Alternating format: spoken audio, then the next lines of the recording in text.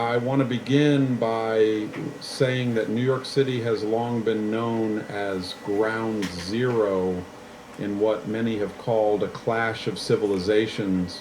But what we're witnessing now is something different. It's increasingly turning into ground zero for a new American Civil War, a war between federal power and what I can only describe as far left secessionist municipalities. On December 7th, the very same day as the anniversary of Pearl Harbor, we saw a very different kind of attack on our nation. It came from a 33-year-old socialist mayor-elect who looked directly into a camera and told 3 million illegal migrants exactly how to evade federal law enforcement. But if Zoran Mamdani thought he could get away with that little stunt, he was in for a very rude awakening. Within hours, the Trump administration responded. And what they did next is sending shockwaves to far left mayors across the country. Now, as many of you know, this ultra leftist mayor-elect, Zoran Mamdani, pledged during his campaign to, quote, Trump-proof New York by turning it into what he called the Mecca of sanctuary cities. And he made good on that pledge this week by posting a video that instructed illegal migrants on how to evade federal law enforcement. What's so interesting here is that while Mamdani hasn't even assumed office yet, he's already fired a major shot, escalating what's amounting to a kind of civil war within our own nation. I've been calling sanctuary cities the Blue Confederacy, and I mean that quite seriously. Blue cities and Democrat-led states are basically engaging in a neo-Confederate secessionist ideology by openly defying federal immigration enforcement. Mayors in cities like Portland and Los Angeles and Chicago are claiming that they can basically nullify federal law within their own jurisdictions, just as South Carolina, for example, claimed during the Civil War that the Union's laws didn't apply to them.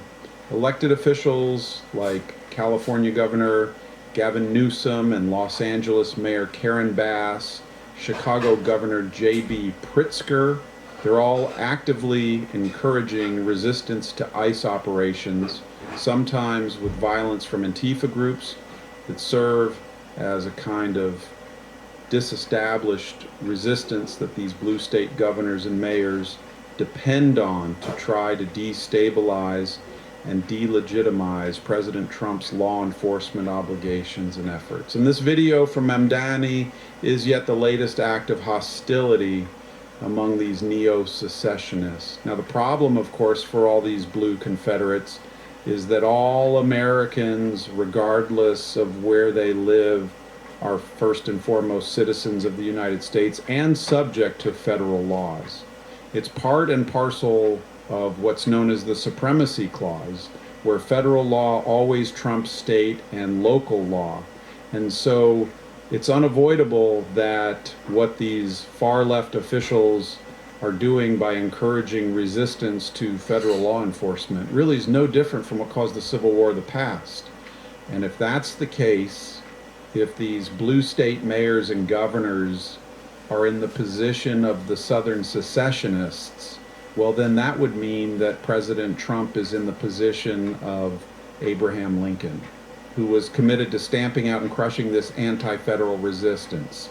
Within literally hours of the Mamdani video, the Trump administration responded, not with negotiation, not with compliance or dismissal, but with a clear message: we're coming into New York City harder than you could have ever imagined in your worst nightmares.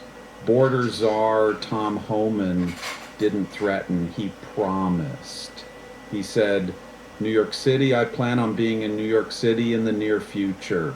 We're going to do operations in New York City. We know in New York City, Mayor Adams and I at one point had an agreement to let ICE into Rikers Island so we could address the public safety and security of that facility, but the city council shut it down. So we're going to be coming to New York City We're already there now. I mean, teams are there now, but we're going to increase the enforcement presence in New York City again because they're a sanctuary city. And we know we have an issue there with public safety threats hitting the street every day. And in that line, federal officials have officially launched a first of its kind Homeland Security task force in New York City designed to target transnational criminal organizations and bolster public safety. The task force is co-led by Homeland Security Investigations and the FBI with significant collaboration and coordination from the U.S. Attorney's offices in both the southern and eastern districts of New York. Nearly every major federal, state, and local law enforcement agency in the state is participating. Now, while technically distinct from ICE, from immigration enforcement proper, the task force brings together agencies that frequently intersect with ICE operations, particularly in drug trafficking and organized crime investigations. And so, again, in that vein, ICE's Homeland Security Investigations Division will co-lead this effort. In other words, Trump is bringing the full force of the federal government to crush any and all efforts that a Mamdani administration would employ to thwart federal law enforcement. And we're already seeing the effects. ICE has launched a massive operation in New York City with multiple federal agencies coordinating 29 teams across the region. They've arrested nearly 4 dozen illegals in a single day, far exceeding ICE's average daily arrests. Now, of course, the legacy media is absolutely flipping out over all of this. But that's only because the legacy media doesn't report news. They report narratives. What's sold as neutral reporting is too often activism in disguise, crafted to guide perception rather than reveal truth. And as a result, millions are waking up to the realization that the news is broken. But what I want to talk about now is how this new civil war that so many are concerned about goes way beyond the urban-rural divide. One of the models for what a potential civil war in the United States would look like comes from the nation of Colombia and their own civil war that ravaged their nation from 1948 to 1958. That was a civil war fought between rural populations versus urban populations. So it was a rural-urban divide, and a few years back that looked eerily similar to what we were seeing breaking out with the BLM activist riots burning down cities across the country and harassing suburban neighborhoods with armed militias responding by kicking BLM agitators out of particularly rural areas. So this was something similar to what we saw in over a decade of fighting in Colombia, where rural militias and urban riots more or less fought for control over the suburbs as a buffer zone. But what we've been seeing of late with Mamdani and the rise of Ilhan Omar and the revelation of Somali corruption scandals and the like, it gives us further insight into the nature of this potential civil war. Here's what Elon Musk said in a recent interview about how he's assessing this rising and very serious situation. He said, well, let's look at Ilhan Omar, who was literally voted into power, voted into Congress by a large group of people from Somalia who were in Minnesota, which is really far from Somalia. Or Mamdani, who was voted to be mayor by a majority of people who are not born in America. That's my understanding, at least. And then California, say big time situation. So, I don't know. We just don't want to turn into a communist hellhole, basically. Now, Elon is spot on there. This urban versus rural divide is actually turning more and more into an American versus post-American divide, or an American versus anti-American divide. In other words, What we're increasingly seeing is that our cities are becoming overrun by populations who were not born here. And increasingly, as President Trump has been pointing out, they're populations that aren't even from nations within Western civilization. They're from third world nations that share very little in common with the historical and cultural dynamics that led to the formation of our nation. And so what I'm finding is that this growing third world demographic embedded in our nation's cities are voting for leaders who are actively advocating for the dismantling of the basic structures of our nation. Federal governance, a merit-based society, the rule of law, free markets, entrepreneurialism, even the Electoral College. And they believe that they have the right, by virtue of their norms, by virtue of their own cultural identities, to tell our federal government to shove it. You know, they're openly saying we are not citizens of the United States. We are citizens of a post-American nation that has yet to emerge, but we're the ones who are going to make sure that it does. That's why Trump is deporting so many people from blue states and blue cities. A lot of people have been wondering why he's spending so much time in Los Angeles and in Chicago and New York City. Here you go. This is why.